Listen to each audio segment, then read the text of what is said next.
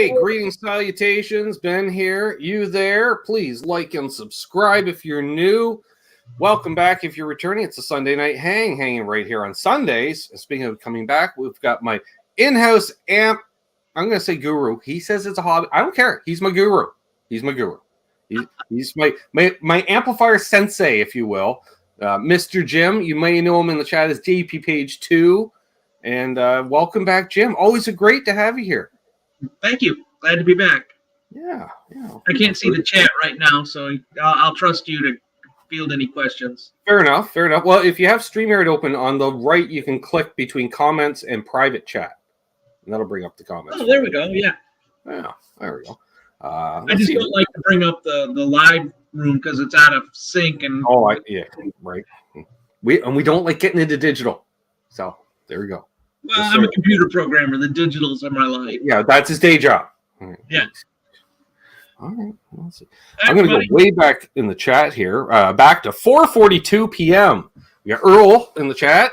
And he asked what we're drinking tonight. We got A&W root beer because we can.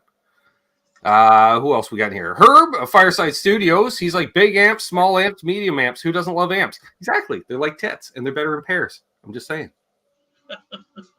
I said it. McCollum Music is here. Who's going to be on next Sunday? No. And they're cheaper, too. Right? And we don't like fake ones. We like the real thing. No solid state. Yeah, no solid state. No. We don't want no silicone. No silicone. I don't want any silicone in my amps. I don't want any silicone in my pits. Mark Taft is here. My faithful life roadie. Great to see you. Mark Cox is here. Who else? Dave Chase. Cushman NYC. Ferd Burfel. He's lurking and listening. Oh, he had another neck procedure done on Friday. Ooh, okay. You did? He says hurts to type. All right, well, on behalf of Ferd, sup, y'all? Hi, Ferd. Get better. Yep.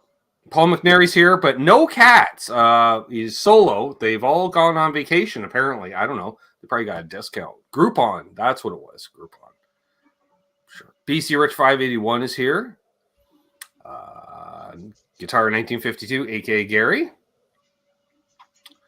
Billy Baloney. Great to see you. All the usual suspects. Hobo Roadie.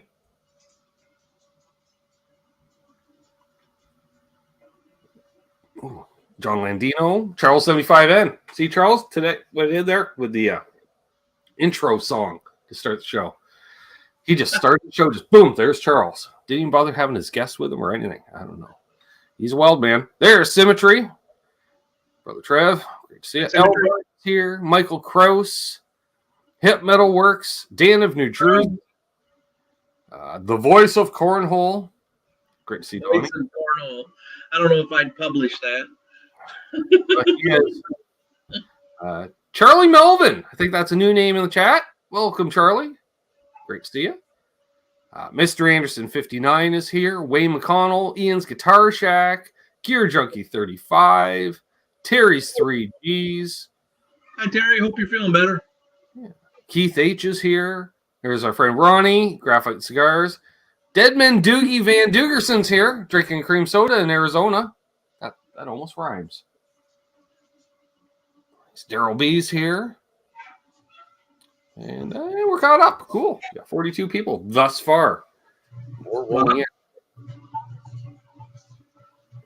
So has anybody checked out that new Friedman? Sounds like a Plexi to me.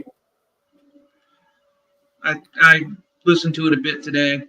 That's the first amp that's come out in a long time that I really, really, really want. Mm-hmm. I don't know what I do with it. It's 50-watt amp. It's kind of big. I heard a couple of people that were a little, I'm not going to say disappointed, but they were just like, oh, is that it? So what were you expecting? He made a Plexi. Yeah, like he said he was going to do. Yeah. Classic Plexi. If you want a Powerball, go buy an Angle.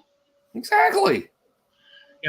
Or buy any of his other Friedmans, which are all modded Plexis, more or less. If you want high gain, get a JJ or that thing that Butter Slacks or whatever it is. Exactly.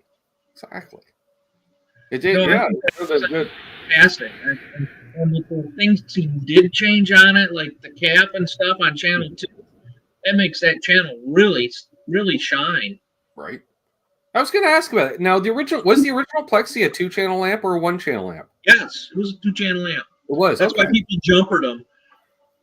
They all go through the same power section, but there's an extra stage in one of the channels. Okay.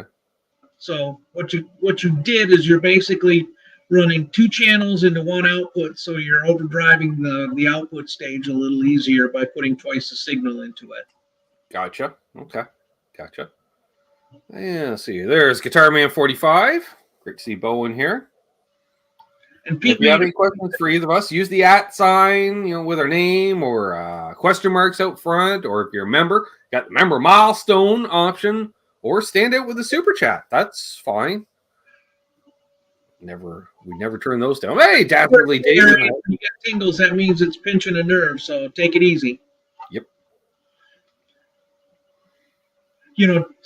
Pete made a point that I think most people missed in his review of the amp. He talks about the phase inverter being. He's talking about why it doesn't have an effects loop, and he says it's because the phase inverter wouldn't have the proper signal driving it. And he's absolutely right. Part of the sound of a Plexi Marshall is the phase inverter being overdriven. Okay. Right. Most people miss that. They talk about preamp distortion, or I guess technically the phase inverter is part of the power amp, or power amp distortion, which is most people associate with the output tubes. Right. But there's also that phase inverter that has a tube in it, 2 tubes as a matter of fact, and you can overdrive that, and that has a very, very special characteristic.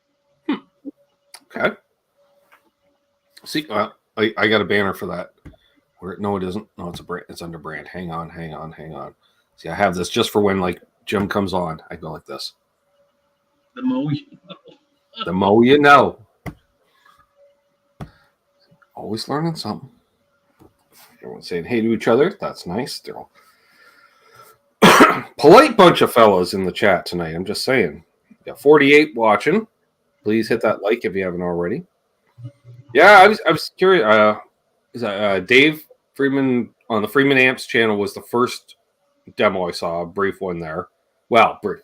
More like just a commercial, more or less, but obviously it was being used for the music, and Michael Nielsen put together a piece of music for it. And Arf asked, can Jim describe that effect a little more? What that would be driving the phase inverter? Okay, what a phase inverter does is it takes a single waveform and makes mirror images of it. So there's a negative going waveform and a positive going waveform, each going to the output tubes. That way you can get a push-pull effect and increase the output of the power amp. That's a class AB power amp that does that. The phase inverter is the piece that handles that. There's a lot of different phase inverters, and in this case, Marshall chose what they call a long-tailed pair, which is basically just 2 12AX7 where they use both triodes in it, and one they create opposite signals. And most of the time you don't overdrive your phase inverters. As a matter of fact, if you overdrive a Fender phase inverter that's a concertina version, stuff like the early Champs and the early Princetons, if you overdrive the phase inverter, it sounds horrible. Okay. You don't really want to do that.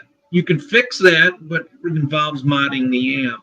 But with a Marshall and anything that uses a long-tailed pair, which is stuff like not only the Marshall series, but some of the big power amps that Fender produced, like the Bassman and that kind of stuff, you could put enough signal into the phase inverter that it too was overdriven, so it became one more stage for distortion.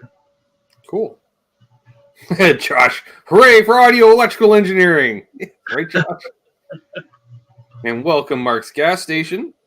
And welcome, Richard Clark. Richard Clark says, my understanding is that a real Plexi has to be nearly dimed and usually jumpered to get the magic out. The new Friedman was made to get the sound at more of today's allowable levels. Yes. Yeah. That's why he has the master volume and basically a variac to put to a lower wattage mode as well. It's also why he put in the bypass, the bright caps. Right. Bright caps really only have an effect when you turn down the preamp, because otherwise, if you have the preamp all the way up, the gain all the way up, it goes around that anyway because there's less resistance to go that route than to go through the capacitor. So the only time that those bright caps do anything is when you have the preamp gain turned down. Gotcha. There we go. I think Mark Taft is back. I posted a bit about my Katana combo modded to speaker out. What did you describe that, Terry? I'm interested. What did they? It doesn't have an external speaker jack already built into it. It needed another one. I've never played a Katana. I did once. I didn't. I was told it was 100 watts. I sat next to it, dimed. I don't think it was 100 watts. I'm not that deaf. 100 watts of tube power and 100 watts of solid state power are different. How they achieve it. Tubes do it through current. Transistors do it through voltage.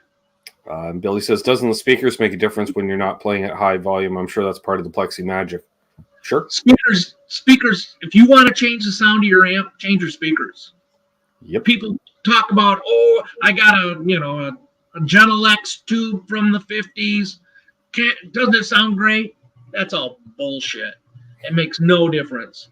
You'll notice much more difference when you change speakers. Speakers are why the impulse responses are so popular, because they're literally filters. They change the tone of an amp. Gotcha. And we got all the Eddies showing up now. Eddie Fay and Eddie Van Haskell. Tiny amps need to fix. They do, Eddie. You are right. That should be part of the presets. I agree. Well, one thing on Pete Show, when he was talking today, he said he doesn't know what a MOSFET is. Right.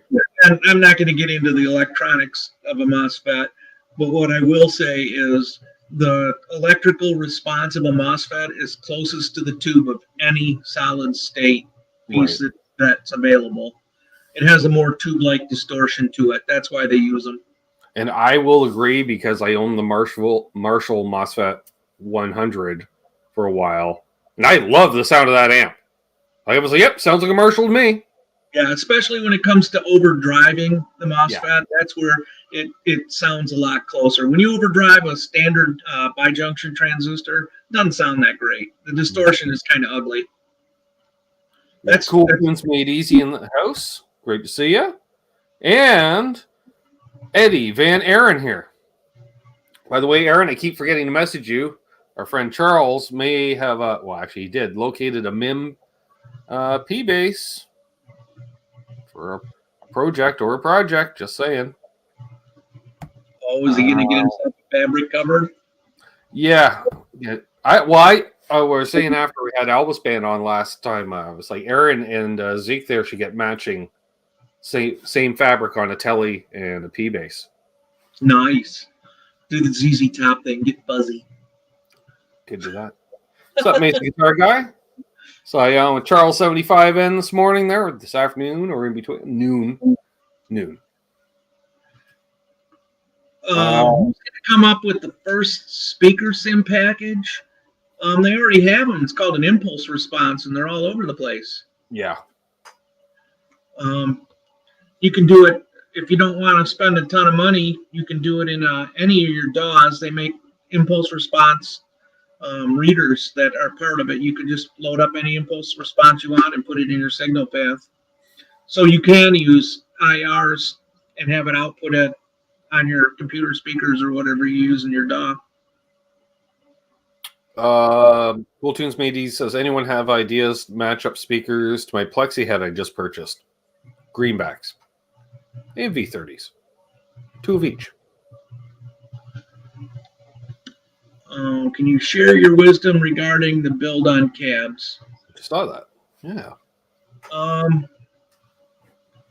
It's all over the map. I mean, it depends on how much you spend. I mean, some of the stuff like the Marshall cabs and the Mesa cabs, they make them out of really high quality laminated plywood that has no voids in it or anything, and it sounds really good, but it's really heavy. And those typically make the best sounding cabs. But you know, you can buy cheap stuff. Go out there and buy yourself a crate, and it's made out of junk. What you want? That's one of those things where I'm like, ignorance is bliss. Like speakers, I'm not going down that rabbit hole. I'm just not yet. Yet. Yeah. Well, I had a Blues Junior, and it just sounded shrill to me, so I pulled the Fender speaker out of it and put in a greenback, and boy, did that wake that amp up. What's up, Christopher? I sold that amp. I wish I hadn't. I get it. I'm debating always debate about putting a Jensen in the Fender. Make it more retro sounding. What kind? A modern Jensen? Well, something that's vintage voiced, I would think, to go with that amp. Yeah. The problem with the vintage Fenders and the Jensens that came in them, Fender had a hard time sourcing speakers that could handle the output. So people were constantly blowing them. It wasn't that they didn't want to; they just didn't make speakers that could do it back then. Right. It really wasn't until they got to the JBLs that were in. Right. What's the one that the big amp that had the first one that had the head? Dick Dale used it. The Showman. The Showman. It wasn't until he did the Showman and the cab for the Showman that they started using JBLs to handle that sound pressure, because it was just too much. Right. We got Blue Mox in here. Oh, the one and only Quentin James. Like this, I saw the photo where you take a selfie with random kids eating at the food court. He does like to do that, taking photos with random kids in food courts, Quentin. All Dave, all night is here. Yes, Michael Krause, the Showman. The Fender Showman is I know a guy that's got one up for sale, but he's in Nova Scotia, so it's a bit far. Fender was recently bragging about using pine. All the vintage Fender amps used pine cabs, all the combos. My 60 is all pine. Wasn't a lot of birch used as well, I think? Not until they went to plywood in the blackface era that they started using Baltic pine or Baltic birch plywood. All the stuff through the 50s and early 60s, the browns and the tweeds, that was all pine. Sure. Pine was a lot cheap. lighter too. Yep.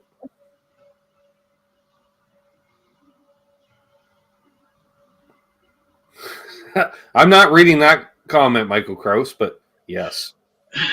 Yes.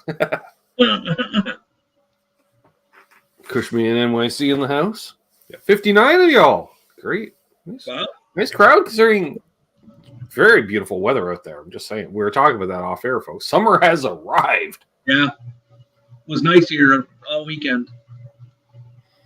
And I do want to remind the patrons and channel members there will be an abbreviated Water Buffalo meeting this Wednesday at 7 p.m. Eastern for an hour before we do the annual birthday show this Wednesday for a different thing. No show Cavalcade of Stars. Honest. No show next Sunday? Next Sunday, we have Matt McCullum from McCullum Music coming on. Oh, nice. Yeah. Well, it just got to the point where, like, when the birthday's on the weekend, it's easy to have it on the Sunday show, but then it got to the point where I'm like, it's in the middle of the week, so I'm like, screw it. We'll just do a Wednesday night show. Sounds fun. Yeah. How old are you going to be, Ben? 50. Wow. I know. I was not expecting to make it this far. If you'd known you were going to live this long, you'd taken better care. No, I would have taken much better care of myself. Yes. Hey, I didn't think I was going to make it to 30. So what's special about a Silver Jubilee? All it was basically a reissue. But why it's different is they use diodes in the output stage to do diode clipping, which is what a lot of pedals do to get distortion. So that's what the Silver Jubilee is all about, was that distortion sound of diodes. hey, Sean Hockey and the legend himself, Charles Green. Why they're ridiculously priced, I have no idea. I personally don't like the sound of Silver Jubilees. It's not my thing. And there's much better distortion sounds than that. I mean, you can easily modify them so that you can take that part out of the circuit or have different, not matching diodes, as it were. Hey, Marshall Murray. So diode distortion is kind of an interesting subject. You should look it up. It's an easy thing to do. Richard Clark says he's going to be 59 on Thursday. He says, when's your birthday? Mine's Wednesday, Richard. So day before yours. Let's see. Cavalcade of stars appearing on the show. Honest, folks. Couldn't imagine having a Marshall stack and getting it from gig to gig. Amen, brother. Yeah. But you see a lot of wheels on those cabinets. Yep. Exactly. Problem is they don't go up. Wheels don't go upstairs. And the easy way to tell whether or not they have a fair amount of roadies is if the A cabs are on their side, so they don't have to take the wheels off, so you can just put the wheels off to the side. Yeah, really.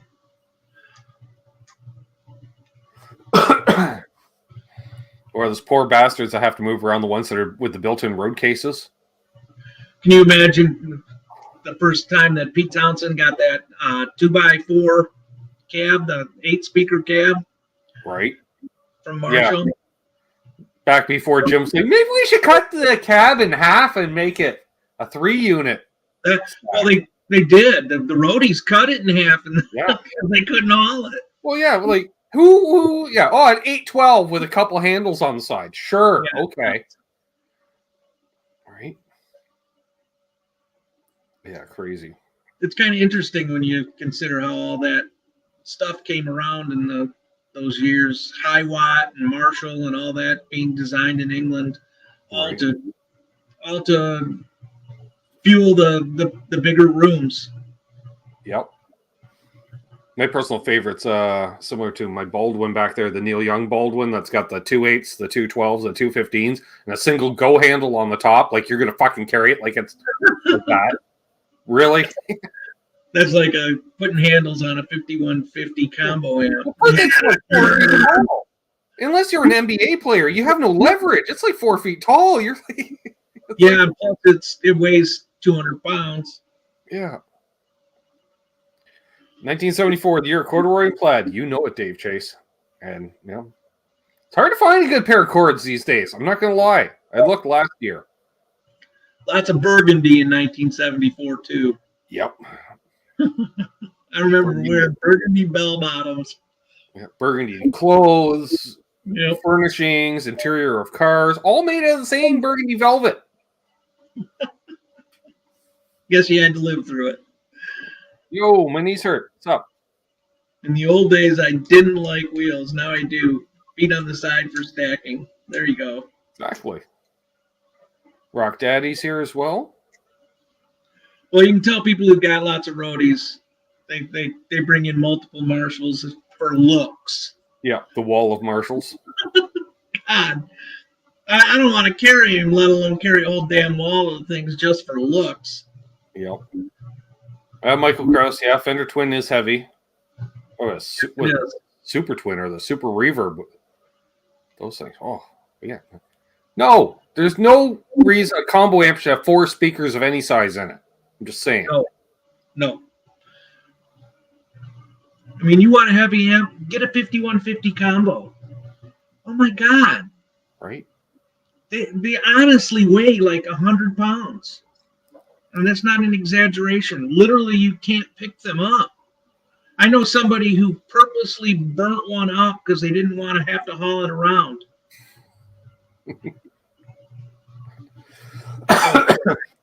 Billy and Deadman are mentioning the hollow Marshalls, aka the fake cabs. Hey, we don't deny the fake cabs. The roadies don't mind them. They're much lighter.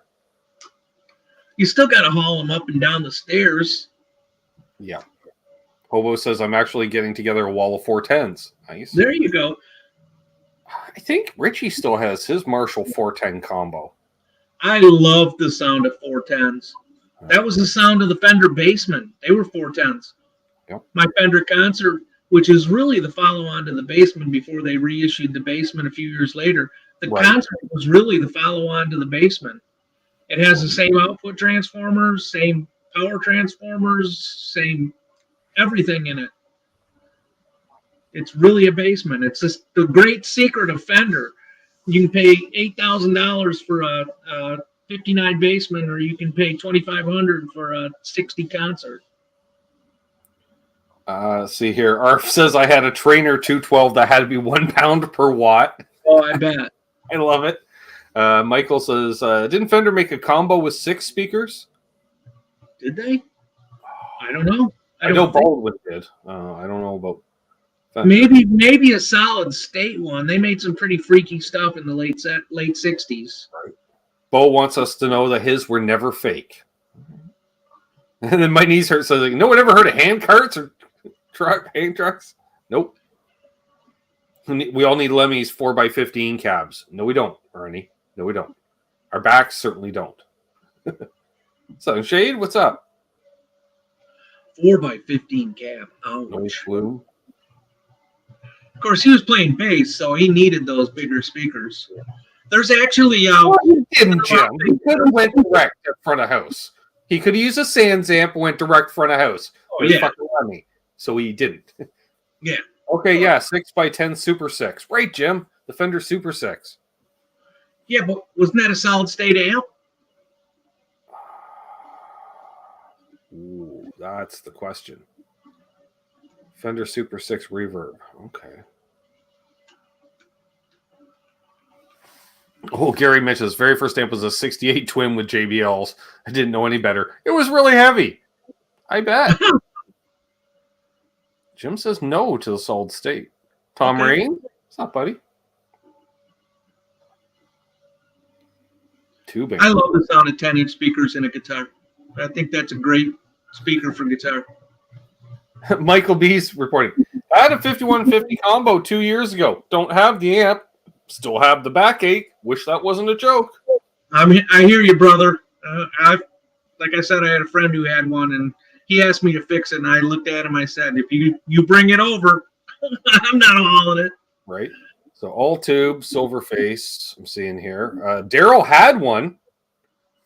He says it was too damn loud. 72 to 76. Okay. That's the same era as the What's up, Seth? Super Twins.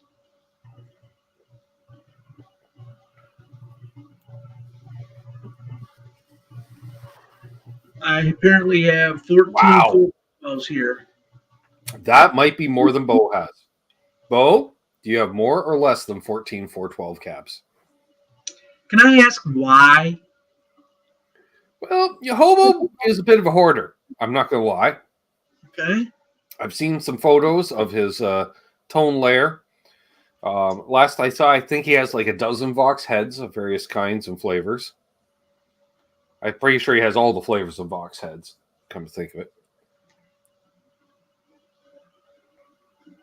All right. Trev wants to say, he just wants to let us know it's been 35 years since he's had chords. All right. Corduroys. All right. That's fine. You be you. I'm saying, enjoy a pair of chords. I also like bell bottom. Everything comes back around. You save your corduroys, you'll need them in another 10 years. That's right. Bo's counting. Now, don't forget downstairs, upstairs, all around. Bo has various rooms and annexes and buildings. And yeah, Billy, they did make a concert in the 80s. It was one of the Rivera era amps. And actually, they're pretty popular. They were a good amp, but heavy. That's the answer, Michael Cross. Because 14 412s is awesome. I don't think I could have enough room to store 13 cabs. Well, Earl has a question. He's got a Johnson Millennium 250 head amp with a 412 slant cab, never used, still in the box. What would a good asking price be? Ooh. Wow. I have no idea. I'd ask Bo. Bo has a Johnson, I think. Not that deeply familiar with the Johnson amps. Isn't that one of those modeling amps? You know, like the Cyber Twin type thing? There you go. And Hobo say, not a single AC. Got 2 ULs. Did I tell you about my Diaz CD100? No. But I'd be willing to come over and check it out. Right? Too bad he's in Oregon. That's the one issue. That's the one issue. I can road trip. Billy's still waiting for the return of the leisure suit. We all are, Billy. Yep. We all are. Lapels, man. Yep. Saturday Night Fever, move over. Dastardly Dave bought a PV double XL. It's a hybrid amp. It's got the really strange preamp and then a power 2 power amp. Yeah. All right. I don't know what they're worth. You know, probably the best way to find out would be to go on eBay and look at sold auctions. There's got to be a few of them that have moved.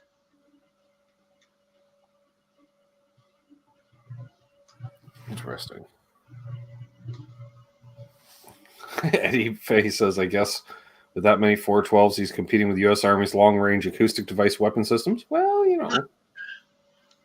So you're the one who's been doing sabotaging all of our overseas. That's true, Richard Clark. Arlo Guthrie does know some cops with a bunch of 8x10 colorful photos with arrows and circles and description on the back of each one. In fact.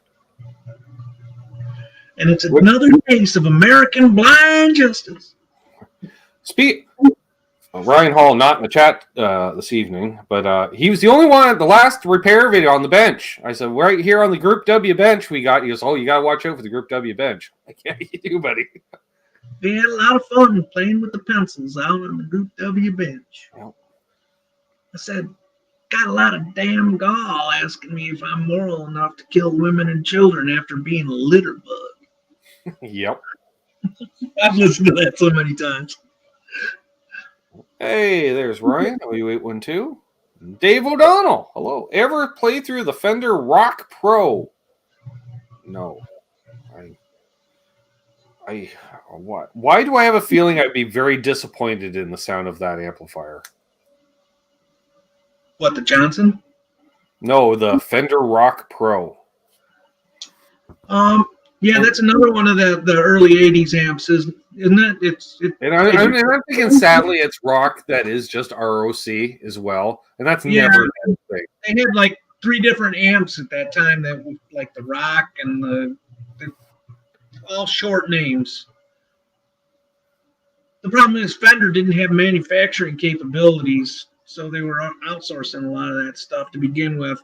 That was when they bought in Rivera to restart their amp program after, you know, the change in ownership. That I think the Rock Pro was part of that. Those are pretty good amps. I've never played one, but I've heard good things about them. And yes, I'm not going to read off your comment, Noise Bloom, but yes, that was the next line. I don't want to say that on right live. There on the Group W bench. Yeah. No, Michael Gross. Everybody plays. I'm pretty sure everyone plays Elsa's Restaurant during Thanksgiving. Oh, yeah. I still have it in my music collection. Yep. You can have anything you want at Alice's Restaurant, except in Alice. 90s hybrids. Supposedly Malmsteen would use it on demo/workshops and whatnot. Yeah. We weren't going to talk about the Fender M80, Billy. Like, you know, there's certain abominations we just don't talk about. Or the Fender Cyber Twin.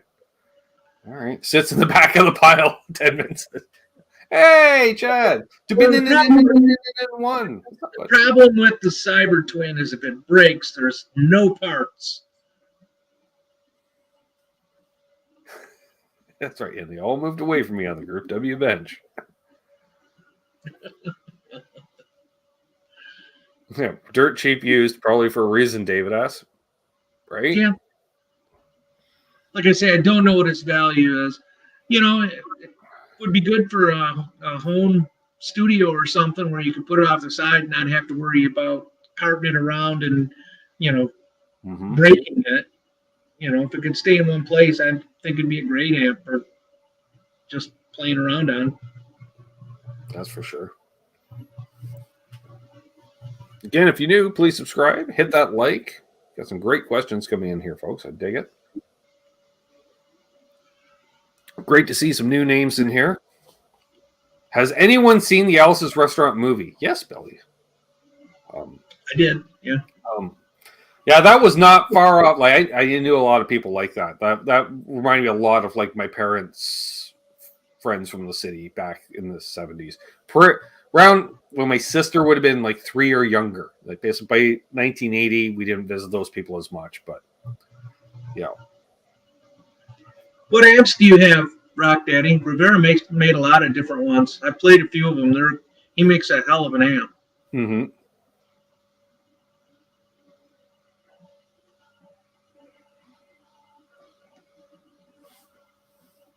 A lot of people are commenting on whether or not they've seen the movie. I like it. Earl's just got a Fender Evil Twin. That's an amazing, great sounding amp. Are you familiar with this model amp? I know of the Evil Twin. I haven't played through one, but I do know of them.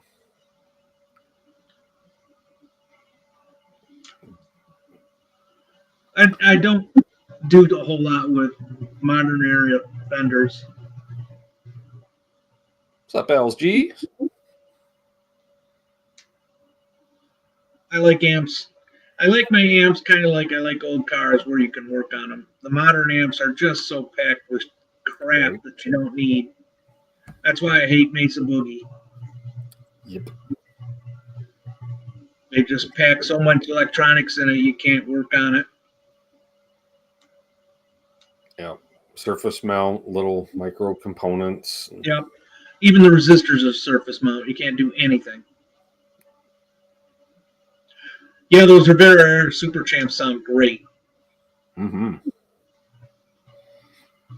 All right. You can find one, man. They're easy to come by. They're really hard to get. Here's my question for that. I have a question. I just remembered that I had the question. All right. So my question is, why is the Fender Princeton the most pleasant sounding amp ever made? You know, it's not that much different. It's really a champ with a push-pull output stage. There's nothing really that special about them other than they didn't. They made them and then they discontinued it, and they made them and then discontinued them. So they're kind of rare. Mm-hmm. Also, I think they used a 10-inch speaker, didn't they? Yep. So, but sometimes 12. Yeah, Fender did everything. You know, they change it one after another. But some have reverb, some have tremolo, some have both. Rarely have both, but actually, the one I play through doing the demos on, that one has both as reverb and. That's a modern Princeton, though, isn't it? Reissue. Yeah, it's a modern, but with the Tweed Tolex and the Cannabis Rex speaker in it too, which I think like 2,200 plus tax. I was like, oh, but man, it just I've used for a lot of demos now too, so it's really getting nicely broken in, Jim. That's what I'm saying. What is that? $17 US? Yeah, yeah. Sadly, it's getting close to that. It was funny because I kept asking, I'm like, "Did you get it in yet? Did you get it?" And they brought it with the box. They literally took the amp out of the box and handed it to me. It never even made it to the shelf. Yeah, 15 watts is right on the edge of being able to keep up with drums. You really need a little more than that, especially if it's solid state on the output. You really want a 20 watts, something with EL84s or 6V6s. What are your thoughts on the Vox VR15 amps? I'm not familiar with the Vox VR15 amps. Doesn't ring a bell. I know the AC-15s.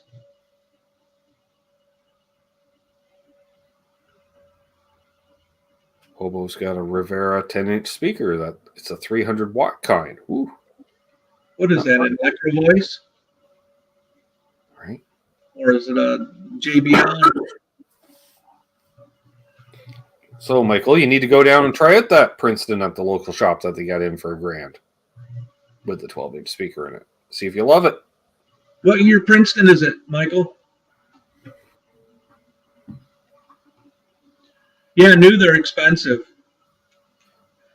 Yeah. I can't believe what they're charging for new amps anymore. It's just everything is expensive.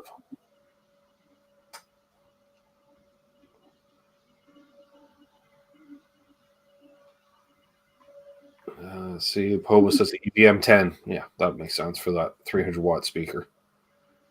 And Nice for headroom. I mean, you can have headroom on a 5-watt amp. You know, it all depends on the design. You know, as far as tube choices, you really want to choose it for your purpose. If you're going to compete against a drummer, you're going to need 20 to 50 watts to do that. Mm-hmm. You know, nobody needs a 100-watt amp anymore. Now there's a question. What's that? Brad was mentioning he's got the EVH. Well, he said 15 watt. Yeah, there we go. I have an EVH Lunchbox 15 head, and I'm surprised how it struggles to keep up with acoustic drums. I think I might not look at a 50-watt version. But then he mentions I'm playing it through a 112. Would upgrading to a 212 make a difference? And that I don't know. There's actually a good answer to that. You want an efficient 12-inch speaker. My bet is that speaker in there is terribly inefficient, which reduces your output. Okay. So look for just go on to like the web page for Celestion and look at the different speakers, and they'll talk about that. They'll explain that quite a bit. The more efficient the speaker, the more it turns electrical signals into sound, and it'll be louder. So you want an efficient speaker. I bet on the speaker on that is terribly inefficient because it's probably cheap. Whoa. Hey, Rock Daddy has listed all of his amps. That's a lot of amps, Rock. Okay. Everyone just deal with that for a moment. Absorb.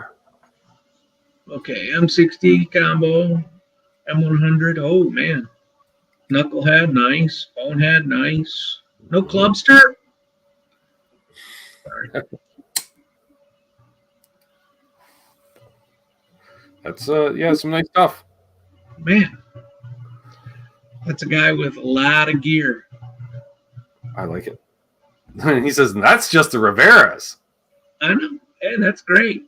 Yeah. You know, I'm kind of in the process of getting rid of some of my gear. I don't think Bo ever got back to us either about how many cabs he has. Chevy Van Halen. It's a new name in the chat. Love it. It's got a pig nose tube combo G60 VR. Rare, I think. Could be. Pig nose. I haven't seen pig nose in years. Are they still making pig nose? Yep. It's all went along with a bass amp.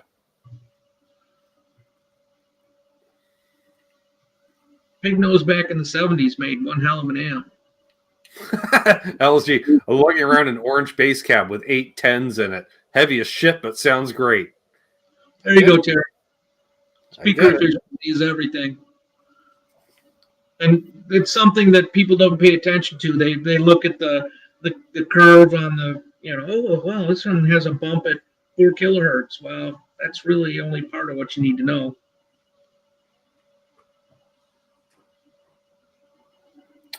Eston Ray's here.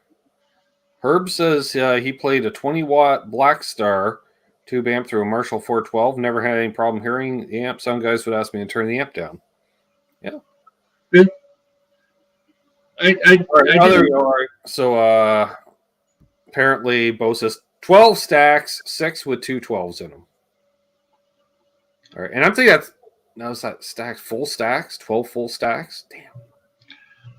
Or is You got that some 12 catching up to do, Bo. I don't know. Either way, that's a backline bow. So he's got all right. I didn't know. Rock Daddy was able to find a Rivera designed pig nose 150R2 channel single 12. Wow. I didn't know Rivera had any association with pig nose. That's interesting. That is.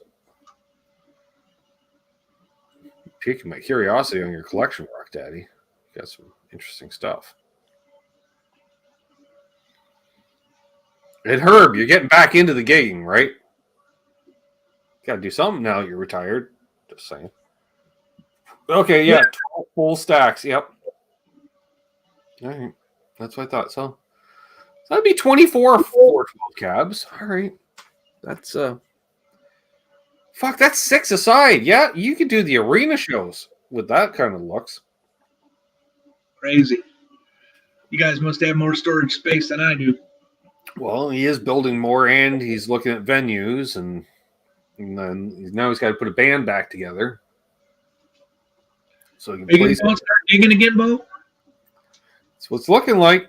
And well, he figured if he's going to be bringing these people in, like, because his daughter wants to promote shows, so if you're going to bring George Lynch into town, well, you might as well open for him yourself. Might as well. And then you don't have to pay an opening band. See? Just lowers on the cost of things, folks.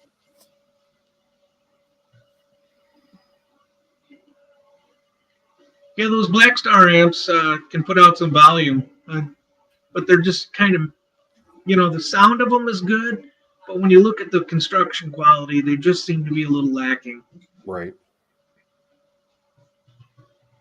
I'll lose the contest, but old Silverface Pro Reverb 70s Champ 62 Ampeg 12-inch combo Boogie Merc 3 head. Oh, Ampeg Reverb Rocket. Oh, 212-ish. Oh.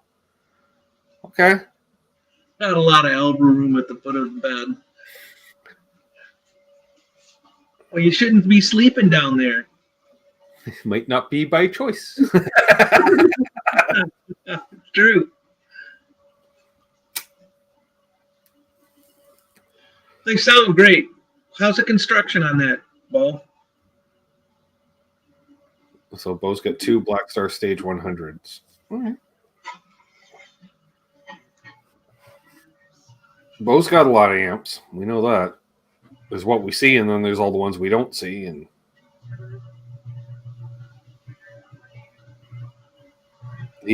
Billy, you're right. He's getting into Ingwe territory. Does Bo have a guitar with a scallop fretboard as well? I bet he does. Gotta have to. No. Well, there's no point in listing the solid state amps. We covered that at the top of the show, Michael Krause. Solid state amps are like fake tits. Too much silicone. Yep. I have one solid state amp left. But back when I first started playing guitar, my aunt, who got me into playing guitar, promised to buy me an amp if I ever stuck with it long enough to play. Well, I did. Right, and what did she do? She bought me a Heathkit amp. Right. I had to build it. And I built it, and it works. Every bit of it works, and still does. Damn it, now I have to look for scallop guitars. Well, yeah, it's still fun to play with, Arf. It still makes a noise, I don't know. I have a tendency to grip a little hard. It'd be hard for me to get used to scallops. Dastardly Dave, I have too many to name, just not a lot of cabs. That's okay. Well, partial list, Dave, if you feel like it. Wait, well, the other thing, Jim, is, hey, you ever seen Ingwe play a fucking chord in your life? No, he's like B.B. King. Nothing but fill licks. No, he's nothing like B.B. King. That's how you piss off 2 groups of people at once, right? Ingwe, Mount State, B.B. King, same fucking thing. Changed my mind. Make that fucking meme.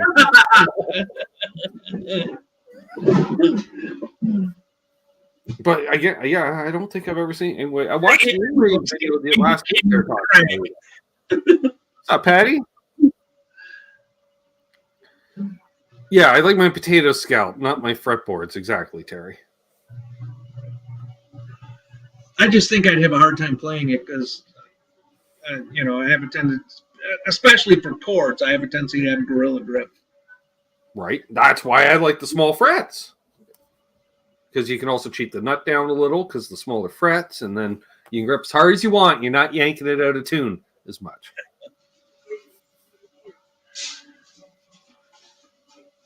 Hobo says, Defiance, Conquerors, and my Pierce amps. They all have tone, I bet. I take it are you just an amp collector, or do you collect all kinds of gear, Hobo? Hobo, no, yeah, he's got an eclectic taste in gear. Chevy Van Halen. I see BB play an Ingwe video.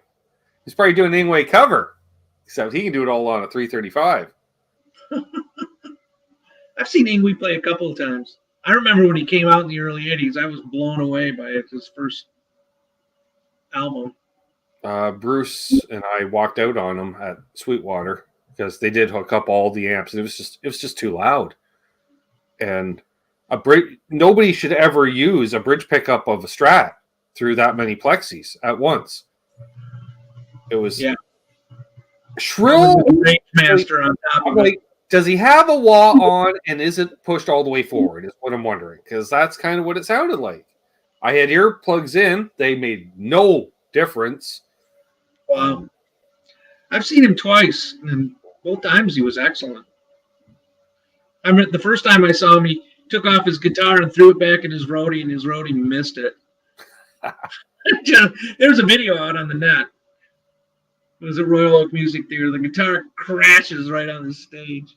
He gives his roadie this look like, you fucking idiot. Michael Krause comments, fine. He's got a Roland JC77. Nice. 2 Tech 21 Trademark 60s. Tech 21 Trademark 10. 2 Boss MG10s because Adrian Ballou. And Tech 21 Power Engines. You like your Tech 21 stuff, don't you, bud? Those sound great. That's cool. That's cool. Speaking of Tech 21, I saw Richie Kotzen released a new video the other day. It was a great track. I really enjoyed it. I've seen Richie. I saw the Winery Dogs last spring. Right. I saw intermittently. I heard it, but I saw intermittently the set. He played at Cosmo Fest one year. So I caught it. Oh, yeah, he's so good. He is. He's one of those players that are great that non-musicians don't know a damn thing about. Yeah. He's like, do you have any idea what greatness you're witnessing? Yeah, it's just, Yeah. It's really good. That's for sure. And he was playing with a pick in the new video, too. Odd. Really? Yeah. And he was also playing the drums and the bass. He was the band. Played the bass with his fingers, but crazy. Played the drums with sticks, for those that were wondering. I'm just saying.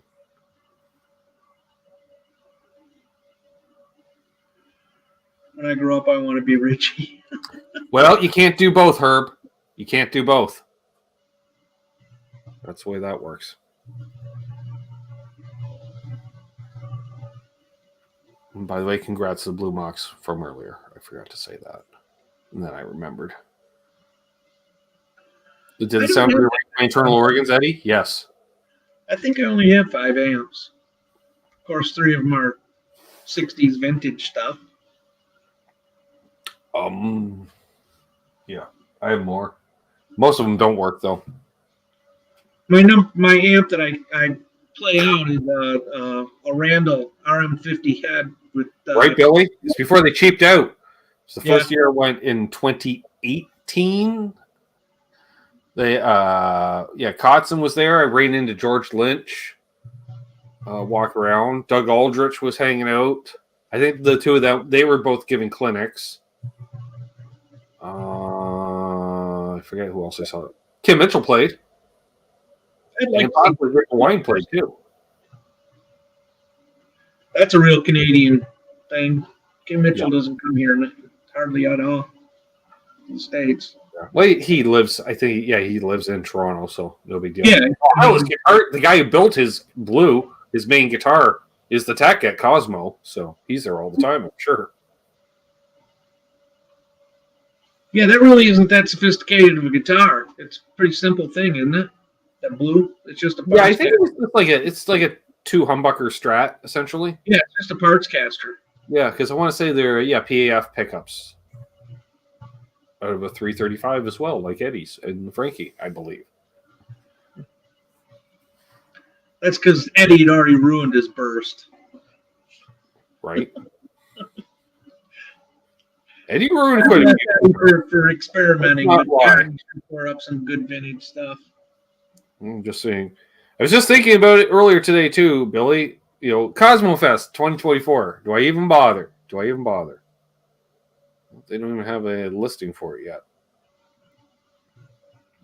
So it's going to suck. If it's a month out, they don't even have a listing for it. Just saying. What would you do with a 300-watt solid-state head, Michael? Trade it for a real amp? Paperweight.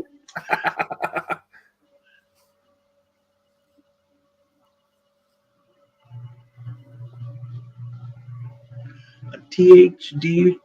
I didn't know THD made their own amps. I've got a couple THD, Gibson branded THD hot plates. Yeah, Charles. I know. They made those 1 year. I've got an 8 and a 16 and a 4 ohm. I tried to get a 2 ohm came up for sale, but somebody outbid me on it. Oh. McCollum Music says, snagged up a 64-year-old guitar for Wednesday and Sunday. Oh, I see what you did there. Pulled out the Vox. All I'm saying, though. All right. Wow. What would that be, a 1980? No. 70. It's older than me, so that'd be a 60, 59? 60. 60. Max Webster was great band. Yep, I'll agree. I was listening to Max Webster the other night, which, for those who don't know, is Kim Mitchell's band before he went solo. They toured with Rush quite a bit. Through Canada. Yeah. I don't think... And Europe. Max Webster played more than 2 hours from the Canadian border at any given time, if they ever played in the U.S. I think they also did a Toledo, Detroit, and Buffalo, sorry.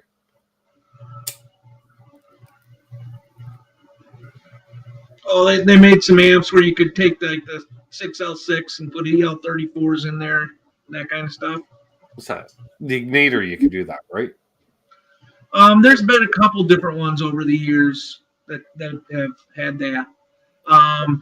Seymour Duncan was probably most famous for his amp that was done that way.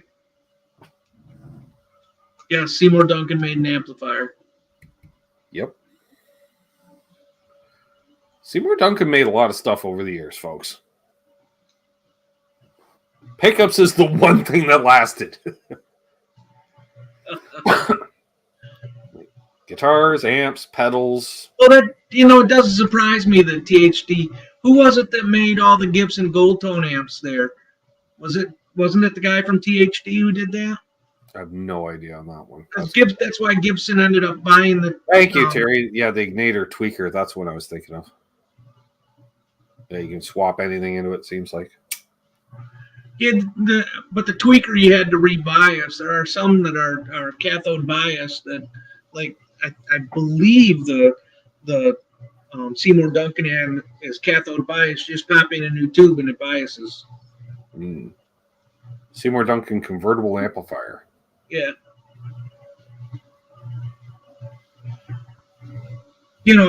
This Randall, I can put any tube I want. I've had 6L6s in it. I've had EL34s. I have 6 V6s in it. 5881s. All you have to do is just set the bias right, and it's got external bias points, so you just tweak it. You're there. I didn't like the sound of it with 6L6s. I like the sound with the L34s. Dave took They're the course with Bruce Ignator. I've taken his class too. I've taken both of them, his basic amp building class and his advanced class. Bruce is a smart dude. Mm-hmm.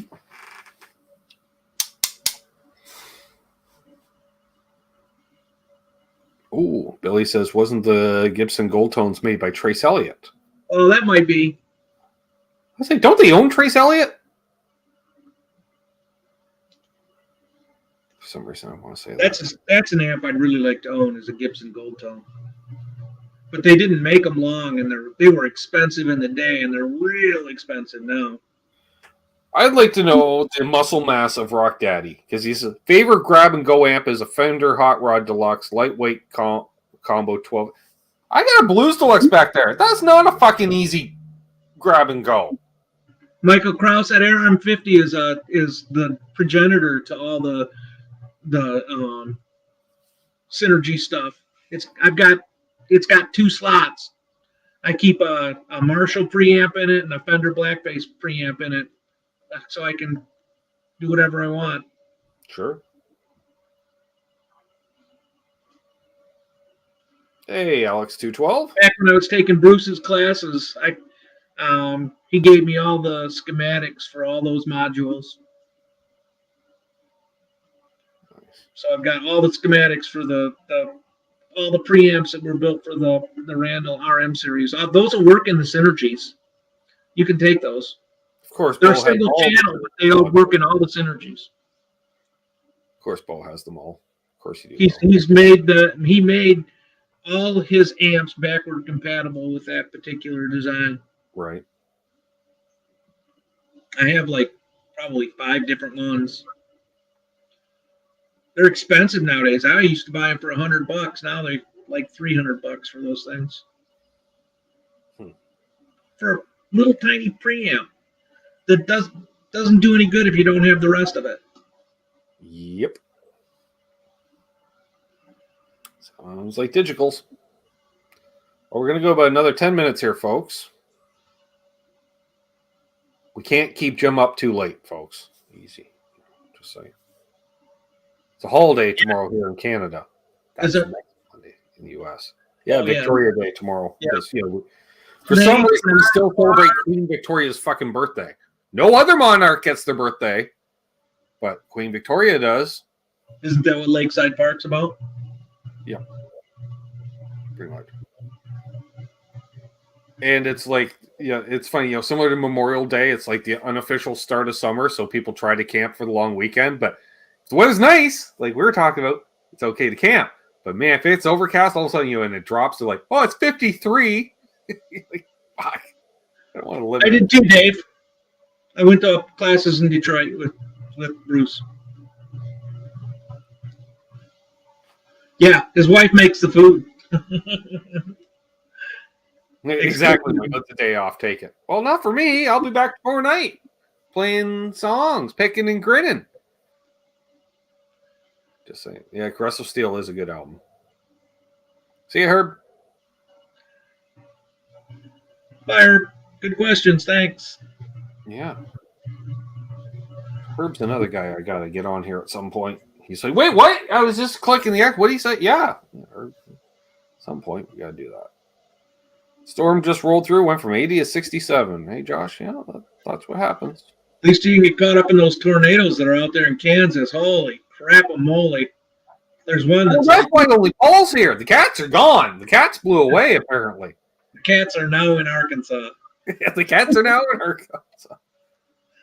What's one of my YouTuber friends? Arkansas. He always calls Arkansas. Arkansas.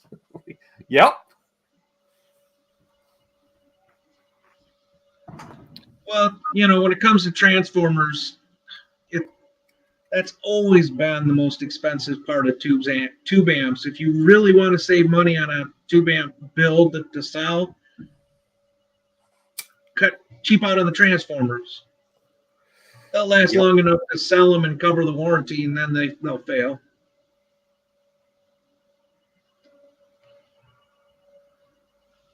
We're always happy, Dead Man. That's part of the thing of this channel. We try to pass along a little bit of knowledge, and Kush asked me, "Hey Ben, what's a good 50-watt Marshall?" I would probably look for Friedman. I don't know. Does Marshall currently make a 50-watt? And if so, do they make a JCM 800 in a 50-watt version? Because that's what I would enjoy, probably. Make a DSL 40.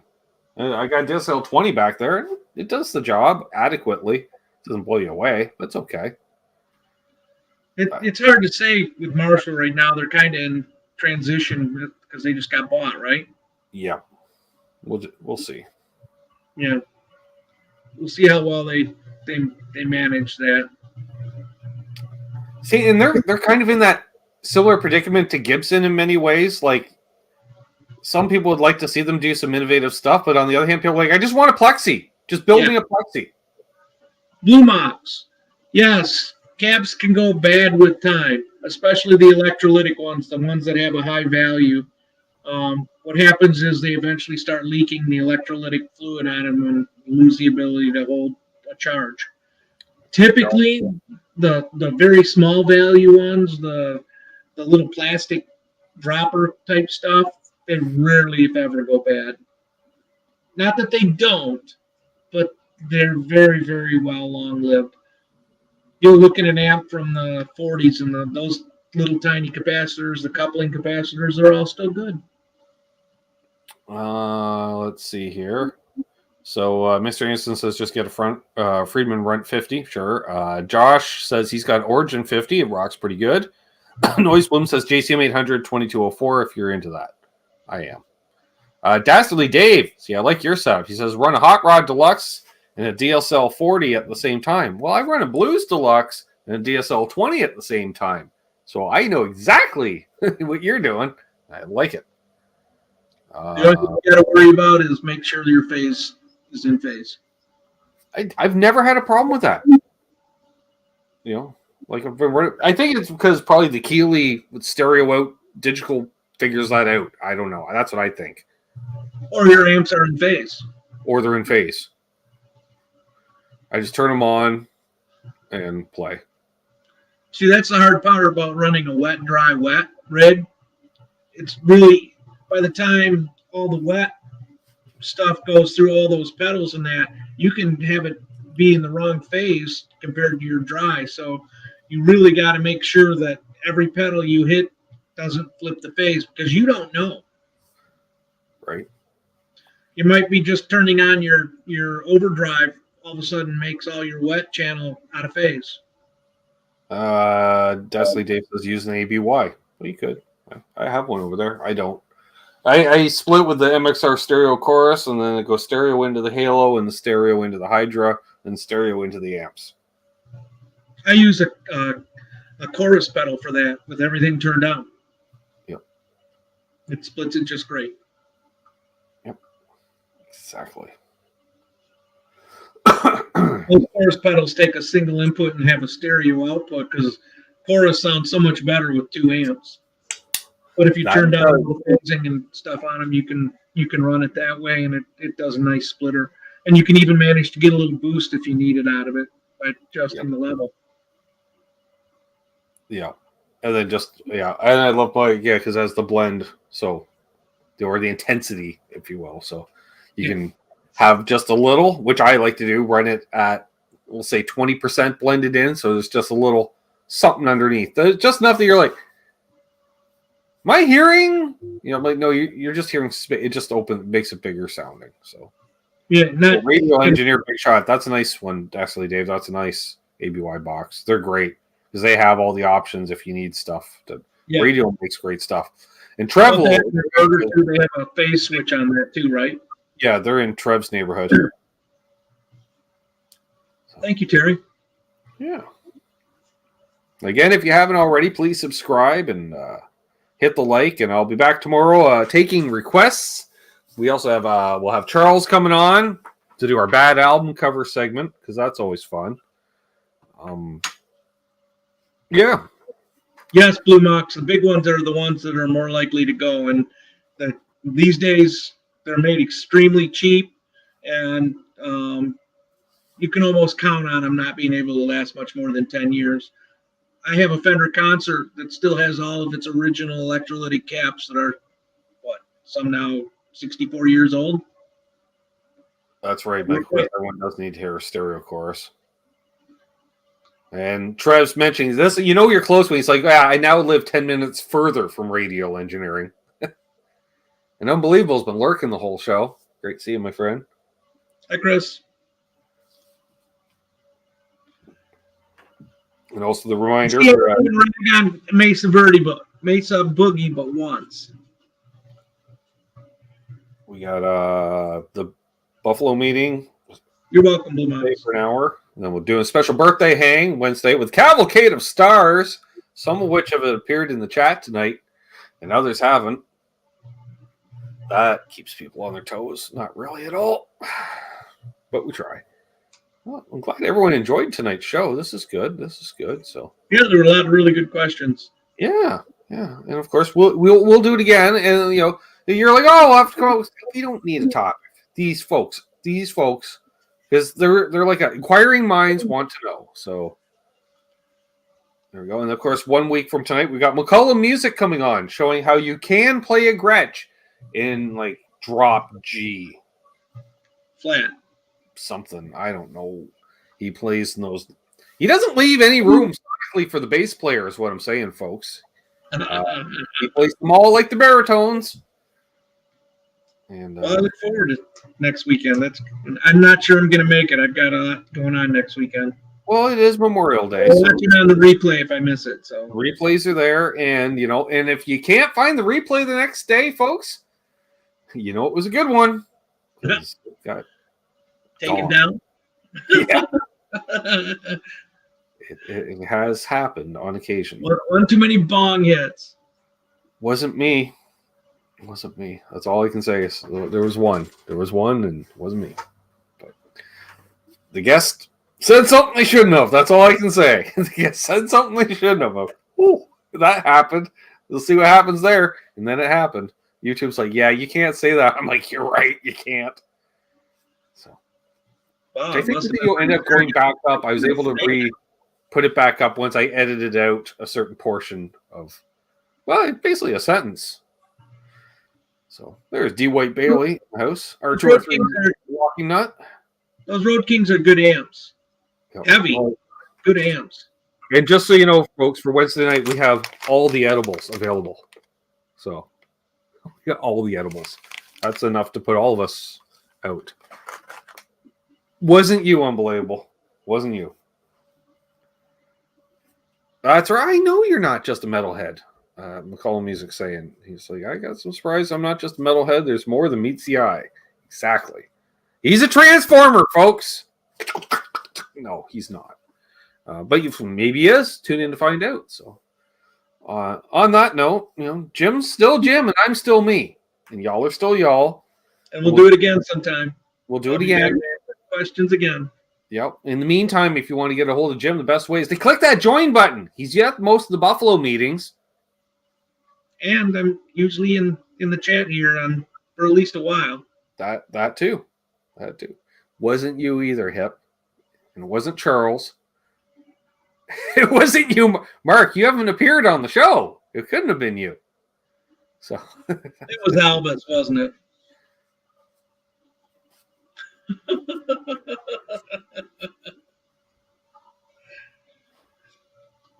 Folks, you know what to do. Hold those doors open. Let Symmetry and Hetty in traffic. Why don't we do that? And then be good to each other. Happy tone searching. And of course, don't litter. Just don't.